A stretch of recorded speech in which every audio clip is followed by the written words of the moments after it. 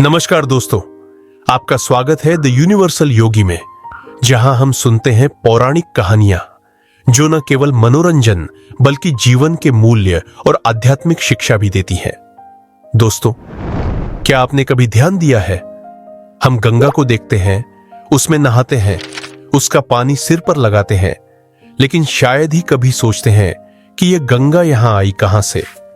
पुरानी कथाओं में बताया जाता है कि मां गंगा पहले धरती पर नहीं, स्वर्ग में बहती थी देवताओं के लिए।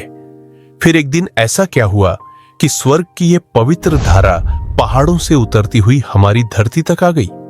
दोस्तों, इसके पीछे एक बहुत गहरी पौराणिक कहानी है।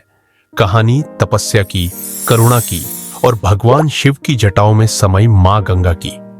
आज द यूनिवर्सल योगी में हम यही कहानी आराम से धीरे धीरे कहानी की तरह सुनेंगे। आज हम सुनेंगे एक ऐसी अद्भुत और दिव्य कथा जो बताती है कि कैसे मां गंगा स्वर्ग से धरती पर आई और कैसे भगवान शिव की अनंत करुणा ने उन्हें जीवनदायिनी बनाया। चलिए शुरू करते हैं। बहुत समय पहले की बात है। मां गंगा स्वर्गलोक में बहती थी। वहां उनका प्रवाह निर्मल और शांत था और वे देवताओं और ऋषियों के लिए पवित्र जल का स्रोत थी, परंतु पृथ्वी पर उनका कोई अस्तित्व नहीं था। इसी समय धरती पर एक महान और शक्तिशाली राजा हुआ करते थे, राजा सागर। वे धर्मप्रिय और न्यायप्रिय थे और अपने राज्य में समृद्धि और शांति बनाए रखने के लिए प्रसिद्ध थे। उनके 60,000 पुत्र थे जो साहसी और जिज्ञासु तो थे ही, लेकिन कभी कभी उनकी शरारत और उत्सुकता उन्हें मुसीबत में डाल देती थी। एक दिन राजा सागर ने एक बड़ा यज्ञ करवाया। मन में बस एक ही इच्छा थी कि उनके पूर्वजों को शांति मिले और धरती पर धर्म बना रहे। यज्ञ चल ही रहा था कि राजा सागर के पुत्र, जो स्वभाव से बहुत जोशीले और जिज्ञासु थे, इधर उधर घूमते घूमते ऋषि कपिल के आश्रम तक पहुंच गए। उन्हें यह समझ ही नहीं आया कि वहां कोई गहरी तपस्या में लीन है और वहां शोर शराबा नहीं होना चाहिए। जोश में आकर वे रुककर सोच नहीं पाए और यहीं से बात बिगड़ गई। ऋषि कपिल उस समय ध्यान में बैठे थे। उनकी साधना भंग हुई और क्रोध में आकर उन्होंने अपनी दिव्य दृष्टि से राजा सागर के सभी पुत्रों को भस्म कर दिया। उनके शरीर वहीं मिट्टी में मिल गए, लेकिन उनकी आत्माएं भटकती रह गईं। उन्हें मोक्ष नहीं मिला। राजा सागर ने देखा कि उनके पुत्रों की आत्माओं को मुक्ति नहीं मिल रही है। तब उनके वंशज भागीरथ ने इस कार्य के लिए तपस्या करने का निर्णय लिया।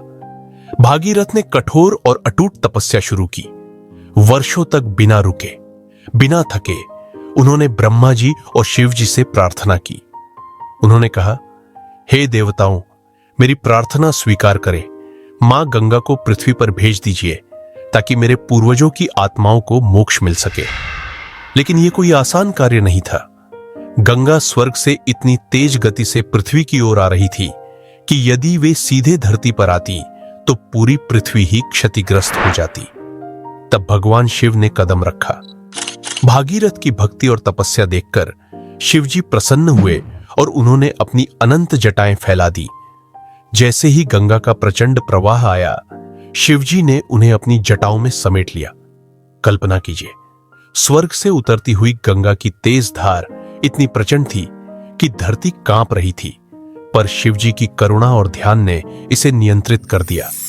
गंगा ने समझा कि उनकी शक्ति कितनी भी प्रचंड क्यों न हो, शिवजी की शांति और करुणा के सामने उनका अहंकार कुछ भी नहीं है।